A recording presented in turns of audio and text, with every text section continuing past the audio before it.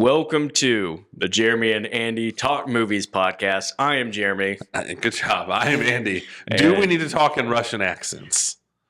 I think we should. I might have to warm it up a little bit. Yeah, I'm not sure. I didn't practice ahead of time. What I'm not good at for sure is doing quick transitions into accents. I need a couple of lines of really fumbling and bumbling through it. Yeah, same. By the way, for those watching on the YouTube channel, did a little set change today. I changed out our posters for the longest time. Oh. I had The Social Network behind me, my favorite movie. I had Jaws behind you. And I was just like, we're just going to mix it up. Give some other movies some love. Air Bud? So it's all Air Bud all the time from now on. Finally. You finally took one of my suggestions. Exactly. Now, I put behind me is I have a poster of Tombstone, my favorite movie as a child. Nice. Behind you, Rocky. Yes. So you're just great. Spread the love of these movies that we have. Absolutely. So just figure we let them ride for a while and then mix it up every once in a while. I like it. But today, this special midweek taping that we're doing, making up for the lost weekend.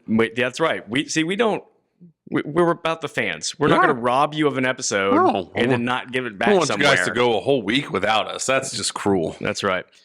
We're going to talk about the new movie, Anora. The feel-good movie of the year. Feel-good movie of the year. So Anora let me start by saying this. It's a movie that I had heard a lot about as far as here comes a movie that feels more like an awards contender movie. We haven't had many of these. This is a prestige movie. Yeah. And I was like, okay, cool. Like that's almost all I knew about it. Same. I didn't even hear. When did you first hear about this? I heard about it on the Big Picture podcast. Okay. They had brought it up. Yeah. I saw a trailer at either Cuckoo or Long Legs. I don't remember which. And I was like, oh, cool. Okay. And then Mikey Madison. Where's she been? We'll get into this, I'm sure. Yeah, for sure. Yeah. But yeah, so I went in knowing very little. I had heard essentially what is the popular kind of pitch for this is Pretty Woman, but if it's realistic. And so I kind of knew that's a little bit of the gist of the movie. Yeah. And it is. So this plot of the movie is Mikey Madison plays a dancer. A lady of the night. We'll call it. And she's just living her life. She is living life, man. And in New York, I believe, is where it's set. Yeah, sure. And she's got the personality you would expect to go. It doesn't really get into her character a whole lot. It just kind of shows you like her at the club doing her thing. Yeah. But turning on the charm for a minute, and then it shows you know what you need to know. Yeah. At home, not living in a great place. You have like one exchange with her roommate, she's a little sassy. So you're like, you just kind of get it. You get who she is. Exactly.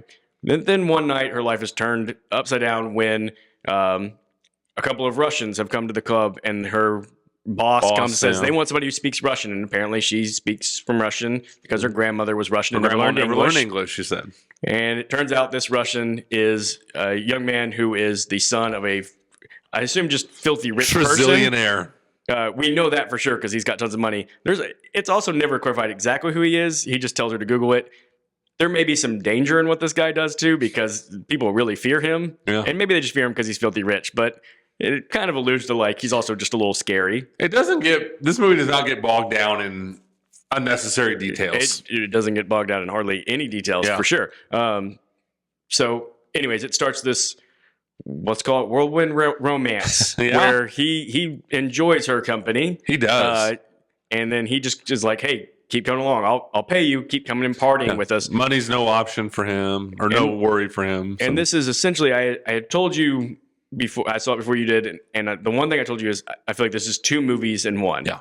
The first half of the movie it's about, I think, a little over 2 weeks from the time that she meets him to the time like they're hanging out partying. They end up in Vegas, and he ends up like saying, "Let's get married," and it's just this crazy story. And then the second half of the movie, it abruptly changes pace, very much so. And the rest of the movie takes place over like 24 to 36 hours. Yeah, I'd say, and it's a totally different tone, than the previous part of the movie. And it's essentially the build up to everything's great, if you will. If you're buying into this love story, everything's great. Sure. And then the second half is the fallout. Yeah. And we'll get into spoilers because as always, we want to get into some of the nuts and bolts. Mm-hmm. But I want to say I enjoyed this movie But what I really enjoyed was the second half of the movie. Yeah. The first half of the movie, I found myself going, I don't think this movie's for me. For a lot of it. Mm-hmm.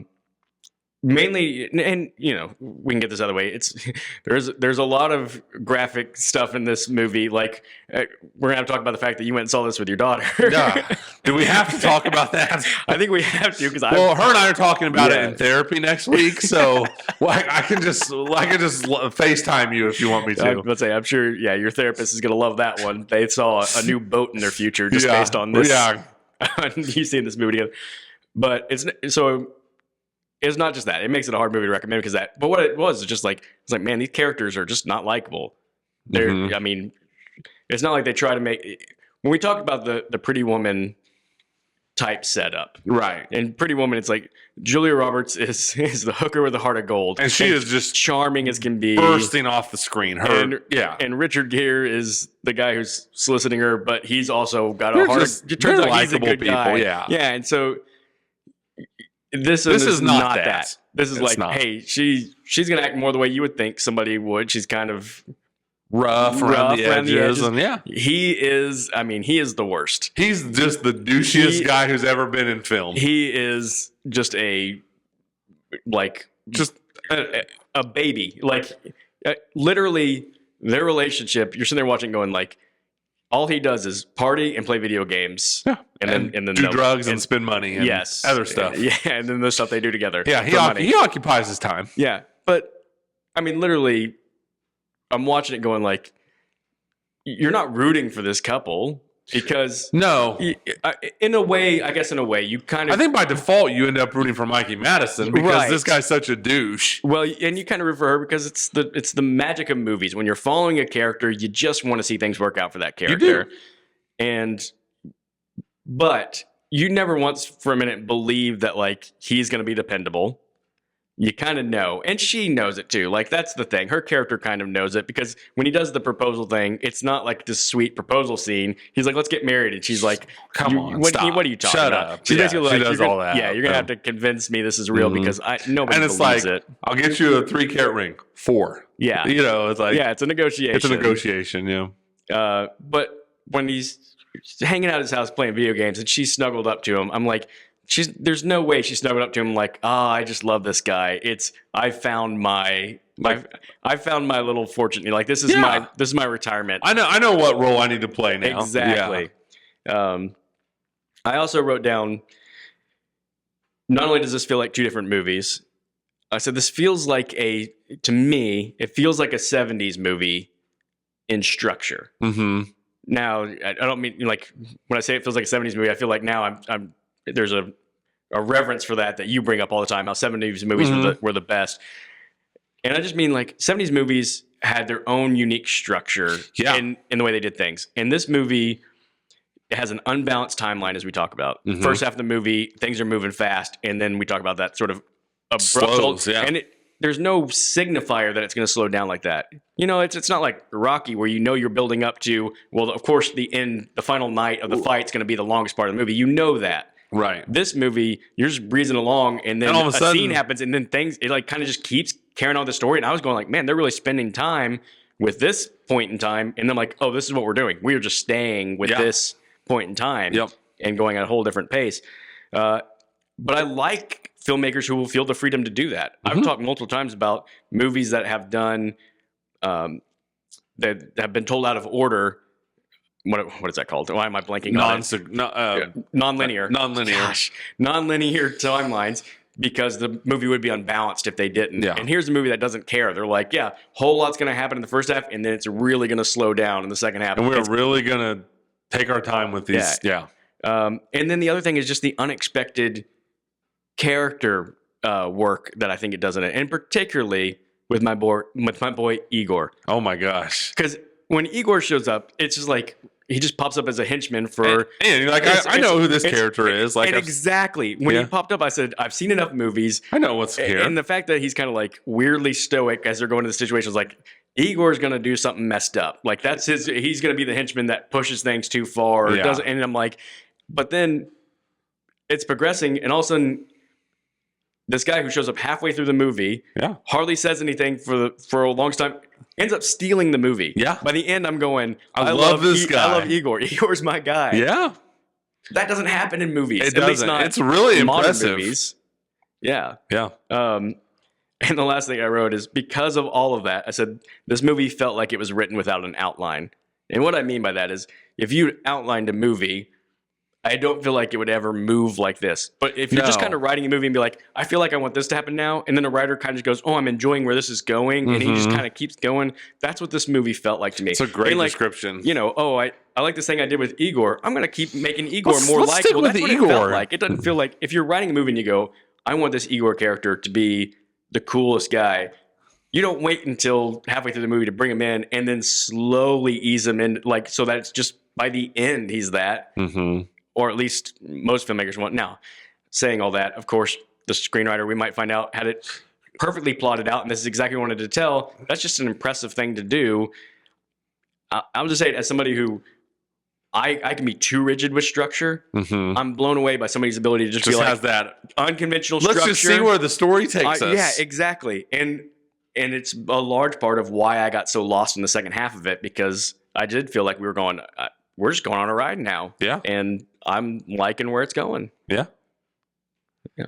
I think this is a good point to do a spoiler warning. Although I haven't even asked you, I guess I've been talking a lot here. Okay. Said I really enjoyed it. Great thoughts. How did you feel about it? One of my favorite movies of the year. Okay, good. And the reason, this is what I mean when I say I want my movies to be alive. Yeah, it's not a perfect movie, and we'll get into this we'll get into some of my criticisms, I'm sure. But it's just a movie that just originality and lack of playing by the rules is just jumping off the screen. And especially, I think, too, like, just coming off like Venom and Joker and some of these movies where you're like, this is just a waste of film, money, time, everything. This just feels like such a breath of fresh air to me. And I, like I said, I have criticisms with it, but just from a pure enjoyment and boy, I sure didn't see this coming. Like, I just didn't even know about this movie until like 2 months ago. And I saw a trailer and I was like, oh, Mikey Madison. Yeah. You know, I like her. Like, she's been in 2 movies that I really like, and she's really memorable in both the movies, Scream and Once Upon a Time in Hollywood. So cool. And then to go see this, and like you said, just to have this story just unfold in front of you. It was just like, this movie is alive. Like, I'm not going to leave this movie and go, that was just an enormous pile of nothing. So I left this movie traumatized from having seen it with my daughter, but very happy, just like, okay, originality, great performances, a fearlessness to the storytelling, confidence that felt like from the director in the story that he's telling. Like, just a lot of positives. And I'll just go ahead and say it. Part of the buzz of this movie that I was seeing online was, okay, we might finally have an Oscar contender in Mikey Madison. I agree completely. I agree. I'm not saying she's going to win, but I cannot imagine she's not going to get a nomination. Yeah, I mean, it'd be hard to put together a list without her right now. Yeah. As of now. Now, things can change over the next month and a half, like they often do in this stage of the game. But right now, like, you've got to have her on the list, I think. So we'll go ahead and issue our spoiler warning, although I think a couple things I'm going to say aren't very spoilery early on, but just in case we start to get into some spoiler stuff, we'll issue the spoiler warning now. I did read the writer and director, who I need to go ahead and shout him out, Sean Baker. Yeah. That he liked Mikey Madison for the same reasons that we do. Like, he saw her in Once Time in Hollywood and really liked her, and said, in fact, he would rewatch it for her scenes. And of course, we know she's got a real manic energy by the end of that one. I mean, she's going for it. The last 5 minutes of that movie is just her screaming, exactly, and then being set on fire. And then when he saw her in Scream, it confirmed it for him. Like, we've got to get her. And then, like, I saw, like, as he left Scream, like, he's making phone calls, like, get me in touch with her. But I just think that's so cool, because it's like, hey, I know her from these 2 movies. And then you read in the trivia, oh, it's those exact 2 movies that he also liked. Like, okay, we're all on the same page. Oh, yeah. Right on. Well, and the really cool thing is, like, I really, really like Scream. I like the franchise Scream, and I really like the 2022 Scream. It's on Netflix now. It's a movie I'll just turn on quite a bit. And it's like, this is so funny because I don't know, at some point this year, before I even knew that Anora was a thing, I was like, where is Mikey Madison? Like, she's so memorable in Once Upon a Time in Hollywood and Scream, and now I'm just not seeing her anywhere. So I think I even like Googled it, and I was trying to find out what she was doing, and it was like, man, she's just not doing much. And I just thought, like, well, maybe she just doesn't want to do much. And then now here she is, and now I think you're going to be hearing a lot about her. Yeah, I will say, first half of the movie, I'm going, like, I'm always curious why an actress would be like into a role like this, because it's just not a very flattering part, I guess you'd say. And it's, and then reading about like how the director had written this role for her, or like had her in mind for the role, whatever it is. I don't know if he wrote it first, but whatever, he thought it was the perfect marriage. In fact, in the first half, I'm going like, dude just must be a pervert, because all he's got her doing is not having clothing on. Right. Like, so, great flag. And then when we get to the second half of the movie, I'm like, oh, here it is. Because then the manic energy got to come out. Yes. And I was like, okay, now I get it. She was perfect for exactly what's happening now. Yeah. This is where she gets to shine. She gets to shine the second your guy shows up, and all the Tovos or whatever his name is. Although I'm gonna mess up names and forget names. But once those guys all show up, and I see. I thought she was doing just fine before all that, because it is easy to be like, okay, like she was willing to do the excess amount of nudity that was required for this role, but I think there's more to it than that. Like, she's hitting the notes. Like, this character, like the tough, like rough, but it's like, but you still have to do it well.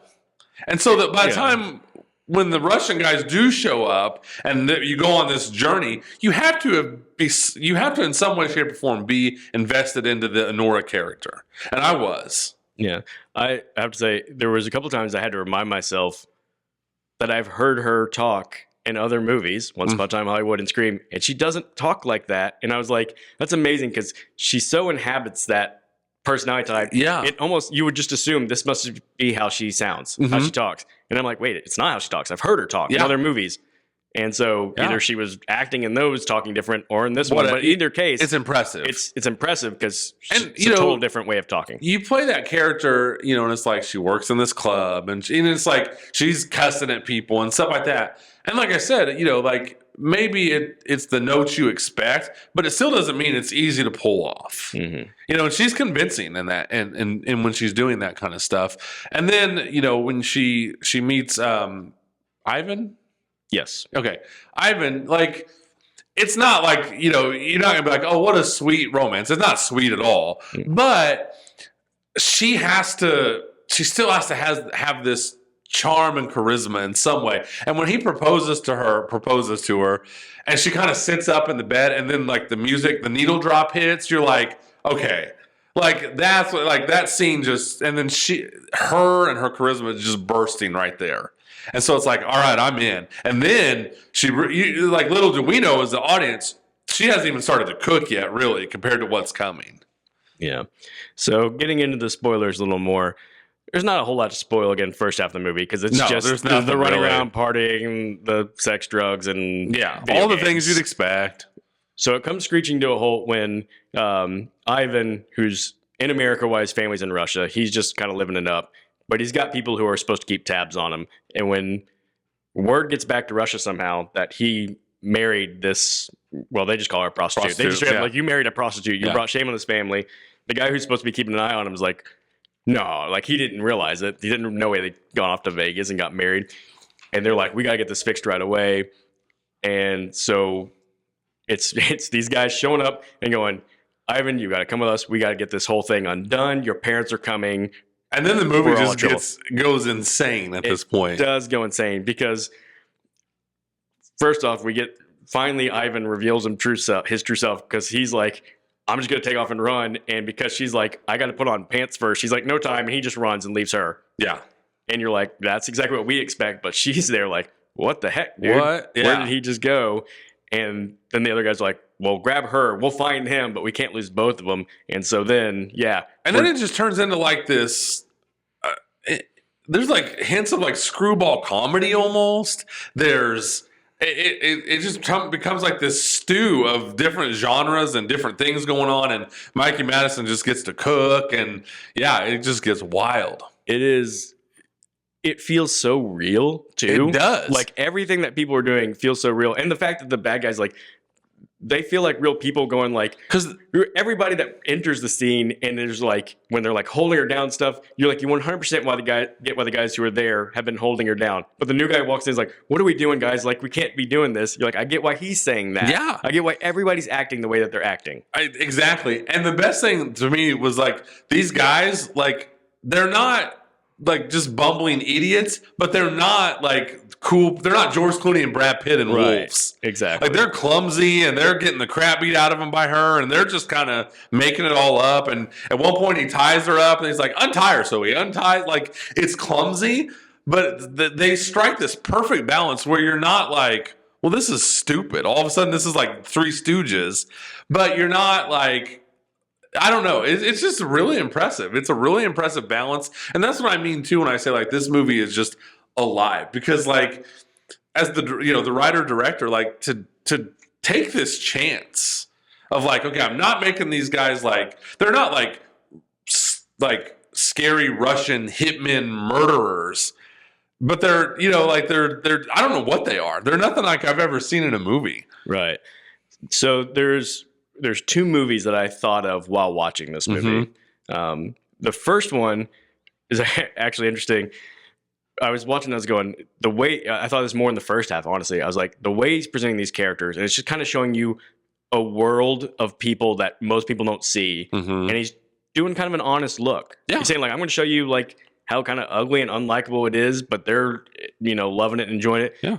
And I thought, this kind of reminds me of that movie, The Florida Project. Mm-hmm. Have you ever seen it? And I was like, this is what it reminds me of, because that was a really like kind of fun, well-done movie, but it was just about unlikable people, or this little girl with this really unlikable mom, blah, blah, blah. And then I realized afterwards, same filmmaker. Guy. No wonder it reminds me of it. Yep. Same guy. Like, this dude is just so good at going, I'm going to show you a world you're not really going to know. It's going to feel very real, though, and feel very uncomfortable. Yeah, because of the realness. Right. Yeah. The other movie that it made me think of, especially in the second half, is Uncut Gems. Yeah. I was like, this is doing such a good job of making me like uncomfortable and anxious, but in a way that like I'm enjoying, I guess. Like I'm on the edge of my seat going, and I want to see where this is going. And every decision that people are making, all characters, I'm like, would you just stop? Like the guys that are overreacting, I don't know if I should call her Mikey or if I should call her Annie, because she's Annie in the movie, but she's freaking out and like screaming. I'm like, just stop doing that. And like, everybody just calm down is what you want to say. You want to walk on the set and go, calm down. Yeah. But you can't. So you're just locked in and watching. But then like the nice thing too, like at a certain point, she does calm down. Yeah. Not necessarily calm down, but she's at least like, all right, I want to find him too. Yeah, exactly. They all kind of get on the same page for different reasons, but they're like, we all want to find him. Yeah. And then they have it in their mind, we're going to find him and we're going to get this all taken care of. We're going to get the marriage annulled. She's like, no, we're going to find him and I'm going to show you that I'm going to we're in love. And And you're watching going like, it doesn't give you any clues, but as a viewer, you just know, like you're going, how much of this does she even believe?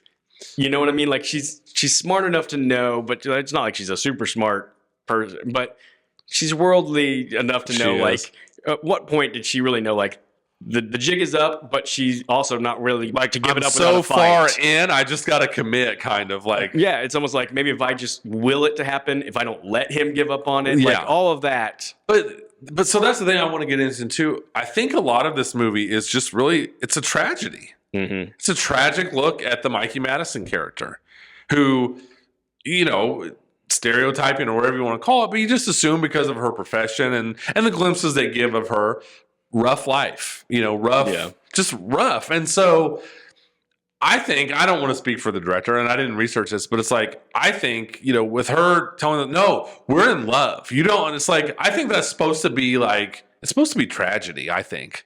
Like there's entertainment wrapped in it, but ultimately I think it's a tragedy of just this character. And I think that especially shows, I don't want to jump too far ahead, in the very ending scene. Yes. Yeah. Yeah. We'll Like, definitely have to get there. to that. Yeah, we'll get there. But I just think like, and that's like when the movie got over, Molly and I were talking and she loved it too. And she was like, it made me so, it was so sad. She's like, it was an effective movie because it was so sad for the Anora character. And she cited that too, like just how sincerely she was telling these guys, like, no, we're in love. And at one point she's like, we're going to be married forever and we're going to have babies. And it's just like, oh, whether it's sad if she believes it or it's sad if she's just trying to convince herself that it's true. Right. So let's go back to my guy, Igor. Yeah, for sure. Who again, even it's such a slow build of how cool he is because the whole time they're in the house, he's kind of relaxed, but he's kind of the most competent one. Yeah. But and he's like, if all else fails, I'm just gonna hold her. But again, even as he's the most competent one, all I can think is, well, he's probably the one who's just done the most bad stuff, so he's most comfortable in these situations, is what I'm assuming. But as it's going, you realize, like, and I'm gonna have to jump around to do this. He's kind of a nice guy. Like, you start figuring out, like, I don't even know what the first hints of it were, but I was trying to think. I don't know. Like, but you get little bits like he gets some painkillers for the guy whose nose got broken, and later Anora or Annie's like, give me one of those. I want some of those. And he's like, I don't deal drugs. I'm not giving you, that's not what I do. Yeah. And he lives with his grandmother, and like, oh, that's sweet, and like he just starts doing little like nice things. And I love the exchange.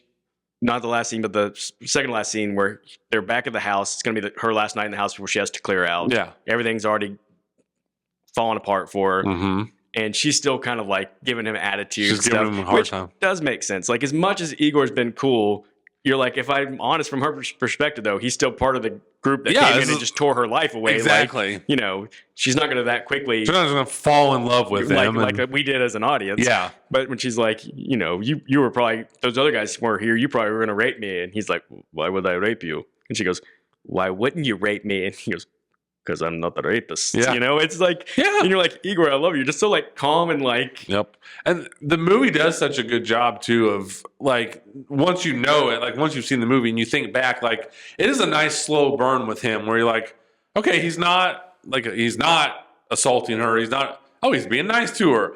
He's, and then they do a good job of like just the way he looks at her. Like all that stuff was built to pretty nicely. And then by the time, I don't remember at what point, but all of a sudden it just like you realize an audience like, he is like, she has kind of sucked him in. Like he likes her. Yeah. But I do have to point out, I sit there and talk about what an actual nice guy is. He is still also BA because there's the scene where they're looking for Ivan and they go to his friends who work at like a candy shop or ice cream shop. I don't know what it is. He just snatches that bat. The guy jumps over his friend with a bat and he just steps up, grabs it from him. And then the other guy goes break things and he just smashes a couple things, but perfectly calm. And then he's like, when he's done, they're walking out. I just love it. As they're all walking like on a mission. He's just strolling, just like kind of twirling the bat, and then he just chucks it. He chucks it. Yep. And like the camera doesn't follow the bat or anything. And then all of a sudden you just kind of hear it land. Yeah. So I love that character. And another thing that I love about this is outside of Mikey Madison, I didn't know anybody in this movie. So that's another reason why Igor showing up halfway through the movie as just a henchman. You're not expecting it because who is this guy? You have no relationship to this actor. He could have been in the movie for 2 seconds, disappeared, and I would have never thought, well, what happened to that guy? No. Yeah.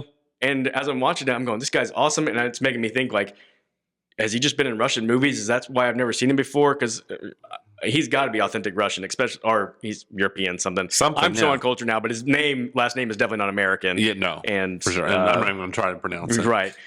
I'm just going, this guy's awesome, and I want to see him in other things. And furthermore, kind of performance. All those guys that show up are great. They are. Those guys do. So it's the older guy who's kind of in charge of Ivan.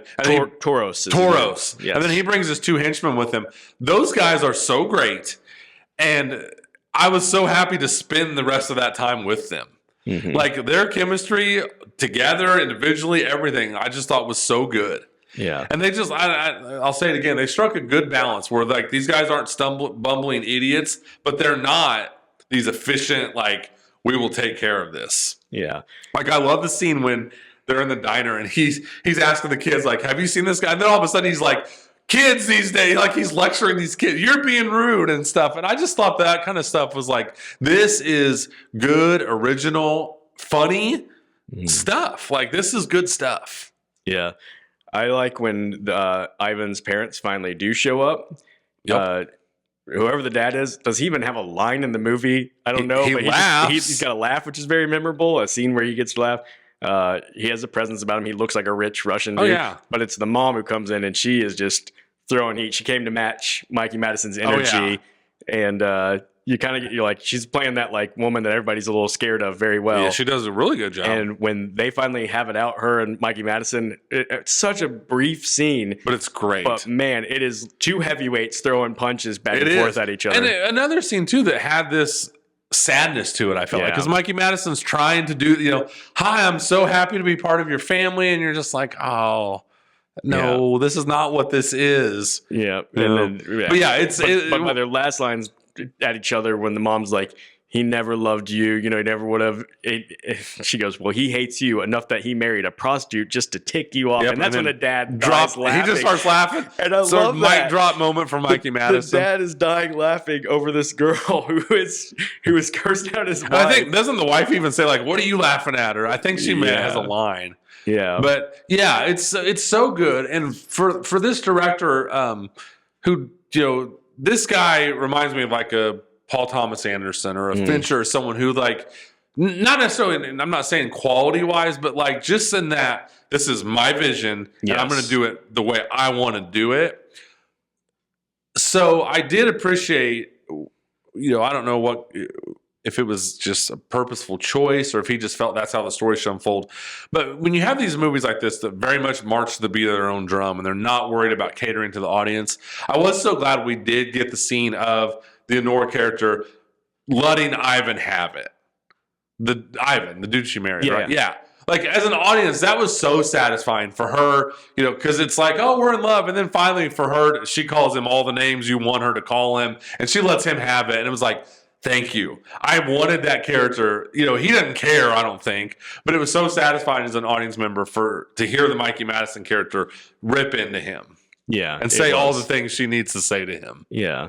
That was, man, that's another part where the guy who played him, he did a great job because I did hate him. No, and you're going like, what a part. Hey, you're going to be like really douchey party boy for first half of the movie, and then you're going to be just this pitiful little like mama's boy for the last part of the movie. I got to give it to the actor because I think it would be, it's not flattering to you at all to play pathetic. Yeah. And he is the ultimate form of pathetic. But it's a good performance, I think. Yeah. Because he does what you don't like him. You see, he plays that party boy and all that stuff. He does it well. And then he has no problem going as pitiful as he has to for the role. So job well done. Absolutely. Even though it's not a likable character, it doesn't mean it's not a good performance. Yeah. So one of the points of contention, and it's not a big deal made about it, but is the ring that Ivan got her. And I read in the trivia, I don't even remember what was said about it in the movie, but it's like, if what was said about it was true, it'd be worth like $160,000. And I was like, holy cow. Like, no wonder a big deal's being made about this. But the men snatch it from her. And then in the end, Igor. Gosh, too many. I know, a lot of eyes. Igor had been holding on to it, and the last scene, which we were alluding to earlier, and I hope we can talk about it now. Igor is dropping Anora off at her place, and another little small thing, which I agree with him on. It was kind of sweet because she's adamant she's Annie. Don't call her Anora, even though that's her official name, her birth name. And he just goes, Anora's better. Mm-hmm. And she's like, what? And he's like, I like Anora better. Yeah. And she's like, well, Igor's a stupid name. He's like, I like Igor. It's a good name. Yeah. It's great. He's got so many like great little, like it's like he's so simple. Yeah. But it makes it so pleasant. So pleasant and quotable. Yeah. But anyway, so they get to the end and she's just feels like she's lost everything and heartbroken. And he goes, by the way, I got this for you, and pulls out the ring and hands it to her. And he just basically like, just don't tell anybody. Yeah. And gets out to take her bags up, and it just does a great job. It sits with her in the car. You can see him in the background taking the bags up. And it doesn't say what's going through her mind, but what you imagine is going through her mind is, as she's holding that ring, she's now rethinking back through everything and going like, he's actually been nice kind of all along. Like, if I really think about it, yeah, like I never let go of that first impression where he's holding me down. But I guess if I can get past that, where I was freaking out a bit, yeah, he's actually had my best interest nice at heart the whole time.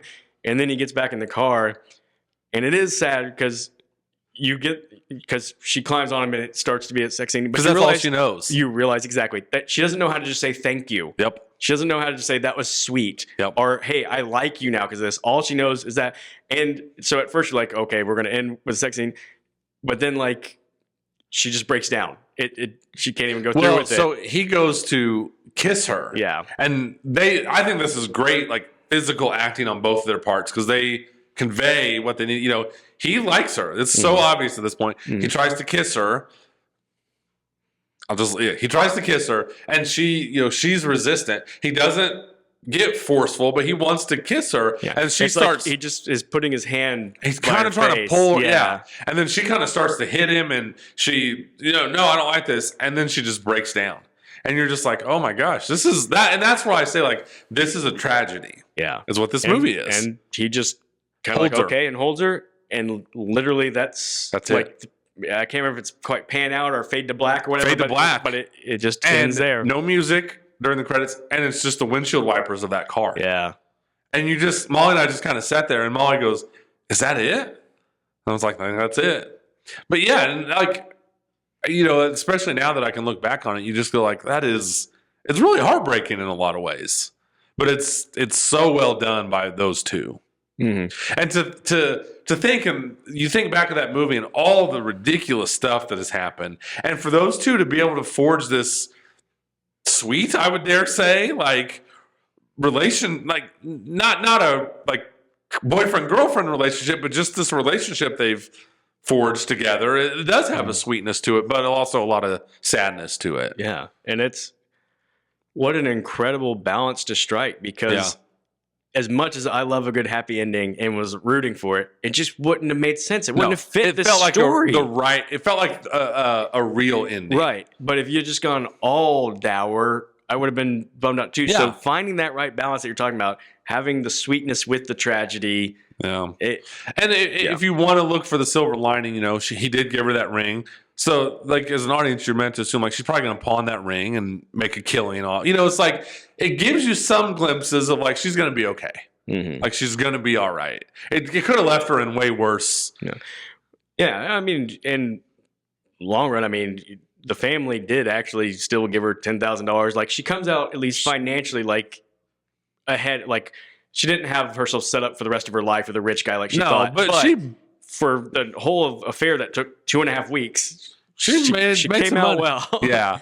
And it's just one of those movies that just is real and honest enough. Like, it doesn't, you don't get the fairy tale ending, of course. You don't, it could have gone, in a movie like this, it's like, she might die. I don't know what's going to happen. Just kind of like, you're just kind of left to think like, she's probably just going to keep on living this kind of life. And it's, I don't know. It's a wild ride to be on. I do just want to shout out. There's the character who's like her rival at the club she works at. The other girl who they just don't get along. And when she comes back in and she's basically like telling everybody she's leaving because she's marrying this rich guy. And everybody else is 2 weeks. You hit the jackpot. And that girl says, I give it 2 weeks.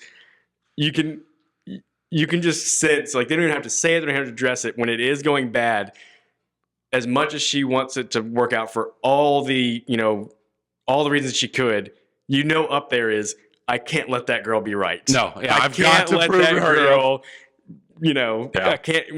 I'm going to end up back at the club when this doesn't work out. And if I walk back in there and she looks at me with that, she's never going to let me live it down. I can't handle that for sure. Yeah. So like I said, just especially like I said, coming off of just some of these stupid movies we've seen lately. Like, this was so original and such a breath of fresh air. Yeah.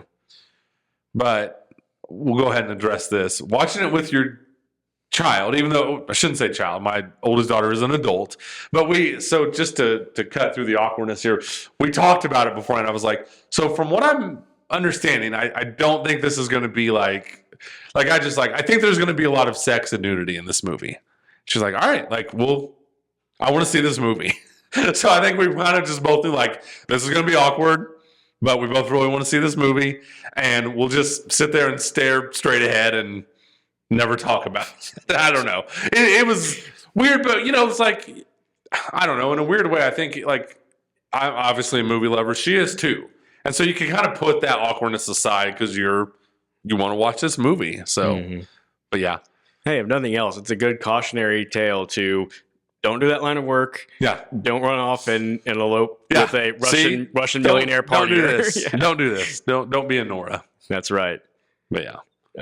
But I'm glad y'all got to share that experience. Yeah, it's great.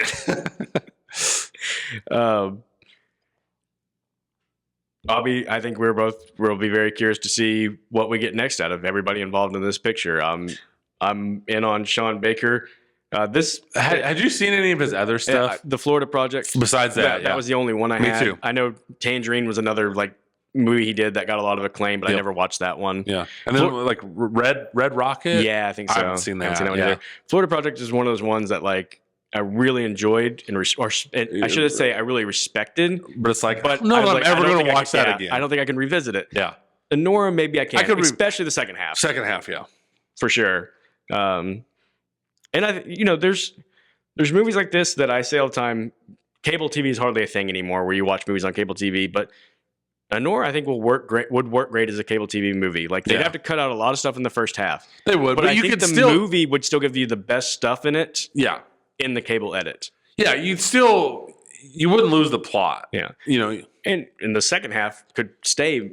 I mean, they'd have to cut out some language, I'm sure. The language, but there's not a lot of that in the second half. Once the movie's about this mad scramble to find Ivan and get things cleared up, it leaves behind all the raunchiness of the first half. Yeah, and that ending scene is not in any way meant to be romantic or anything. It's meant to be sad. Yeah, exactly. Looking forward to seeing what Mikey Madison does next. So I would imagine after this, she's going to be getting all kinds of offers, and it'd be really interesting. I don't know this, but she does not strike me as I can't imagine her just doing some generic rom-com. Right. She seems like she wants to do. So if you take this Scream and Once Upon a Time in Hollywood, clearly she's not interested in just doing basic cookie cutter roles. These are all three very I don't know if eccentric is the right word or whatever it is. They've all got an edge to them. Yeah. And maybe that's just what she's attracted to, but I would say she's finding roles that are perfect for her. Yeah. And I know not every actor or actress has that luxury. You can't just sit around and wait for roles to be perfect for you. Right. But she's 3 for 3 on where you watch it and go, yeah, man, she was perfect for what that role needed. She is. And I do feel again, I'm not basing this off anything I've read or anything, but it seems like she might have a patience to her where she does wait for those roles, because I guarantee you after Scream, that's a high profile movie that did well and she was front and center, and especially in the last act, I guarantee you she had stuff rolling in and just didn't do a whole lot. It was it feels like she waited for what she wanted to come along. Is what it feels like to me. Instead of just doing, she could have, I guarantee you after Scream, she could have popped up in one of these crappy Netflix rom-coms, straight to Netflix rom-coms. That awful movie with Nicole Kidman and Zac Efron on Netflix right now. Family Affair. Yes. I think it's what it's called. I haven't watched it. Good gosh. But I guarantee you she could have popped in on something like that. But super interested to see what she does. And she doesn't look like everybody else. She has a unique look, so also be interested to see if she wants to go back to a role where she gets caught on fire. Yeah, right. Yeah, because she broke her streak. She was 2 for 2 in movies and when she gets set on fire. Yeah, I'll tell you this much, though. I guarantee you, whatever she does next, she'll scream. She's got some pipes. She shows off the screaming in all of these movies. Yeah. Oh, my gosh, does she ever? Yeah. Yeah. So, yeah, really enjoy it. Again, hard movie to just straight up recommend. Yeah, I wouldn't just go to anybody and be like, I'm not going to Woody and telling him, hey, you and Brittany, date night, Anora, go. Take Lydia too. Yeah. Take the whole family. No, it's not for everyone. And I just want to say real quickly, if I had to nitpick, I mean, and this is just nitpick, because it was 2 hours and 18 minutes. Yeah, I think that's. Right, I would have shaved 10 or 15 minutes off. Yeah. When they're just kind of driving around looking for him, I think you could have found some ways to or really, if you wanted to get down to it, cut some of the sex scenes in the first half. Yeah. Like, we get the point. Like, I know, I understand what they're doing with their time together. Yeah. But this is the minor nitpick. I would have made it a 2-hour movie. Yeah. I think that's fair. Yeah. I guess I do want to touch on this, that the scores, we usually talk about this at the beginning. I didn't bring it up, but I mean, it's crushing it with the critics, 97% Yeah. Rotten Tomatoes, audience 91%. Yeah. I will say I think that's in large part because it's the type of movie the people that are going know that this is their kind of movie. You know what I mean? Like, They're not just stumbling into this movie blind. I mean, you've either heard about it or you've heard about Mikey Madison or something. Right. And I checked, it's already made like $13 million worldwide. Yeah, it's I had it pulled up just tonight. It's at 17 million worldwide. So, and I can't imagine this was more than like a $2 or $3 million movie, right, at most. So it's going to be a profitable movie. Yeah, it already is. It's going to be profitable. It's going to be nominated for things at the Academy Awards. Oh, it is. Whether it's Mikey Madison, which I think it will be. Screenplay would not shock me. Screenplay wouldn't shock me. No. Yeah, I don't think any of those guys will get a supporting actor nomination.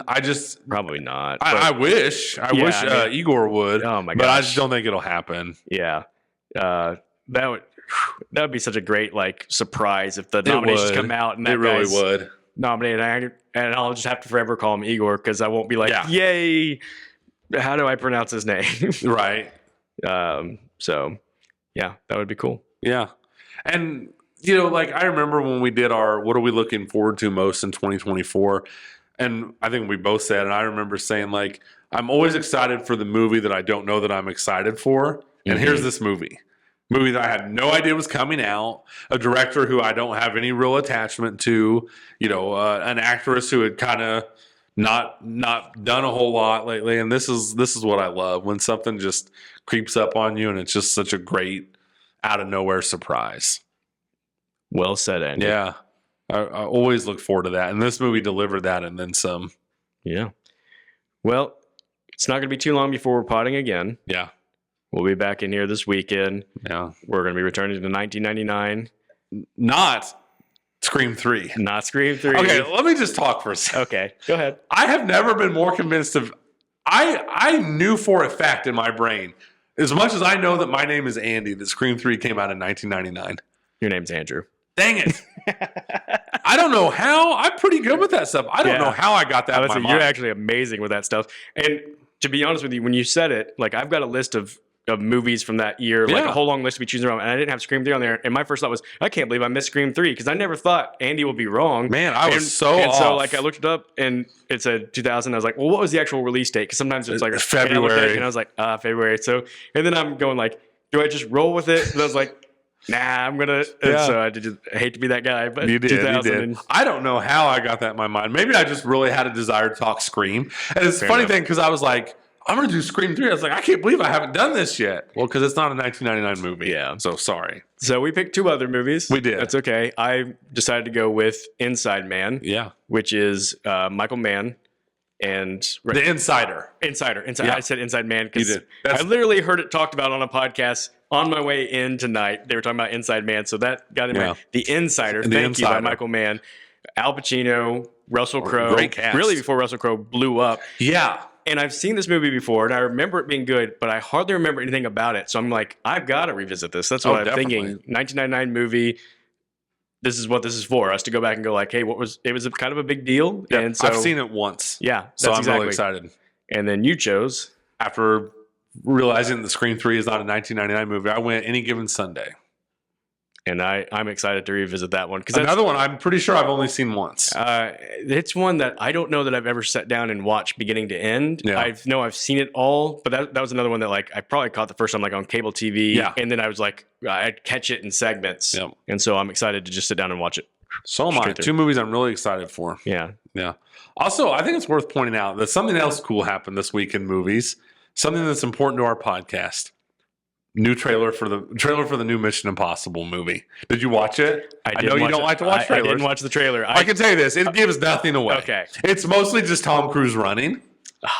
Perfect. Yeah, I mean, yeah, it's sold. So, like not the Genesis, like we had talked for a long time about a podcast, but you dropped the bomb on me when we went to see the last Mission Impossible movie. Mm-hmm. So I was excited to see a trailer for The Final Reckoning, as That's it's right. called. They changed the name a little bit because Yeah, it's going to be Dead Reckoning Part 2. I don't know why they did that. I thought Dead Reckoning Part 2, like that's cool with me. But Yeah. now it's Mission Impossible: The Final Reckoning, and Tom Cruise runs. He's really mixing it up this time. He's decided to run. No, he runs in every movie. Literally, the trailer, there's so many, it just randomly cut to Tom Cruise just running. Yeah, I mean when you've got a cinematic run like he does, you use it. Yeah. So we've already made the decision. We're going to go see that. We're going to go see it in the IMAX. Woody's going to go with us, and we're going to talk about it. Can't That's wait. in May. Yeah. So that got me excited. Yeah, it's good to have movies to be looking forward to. It is. It did feel like we had a stretch there where I was like, I don't even know what the next big movie. But Yeah. to see that, I mean, I knew that was coming, but to see it like Now officially announced, It's that's when you can officially actually announced. get It's got a excited. title. It's got a trailer. It's Memorial Day weekend, 2025. So that was exciting. That is exciting. And like I said, if you want to watch the trailer, I can promise you it gives absolutely nothing away. All right, I might give it a look then. Yeah. All right. Well, thank you everybody for joining us. We'll see you in a couple days, and we'll be in 1999, not February of 2000. That's right. See you next time. See ya.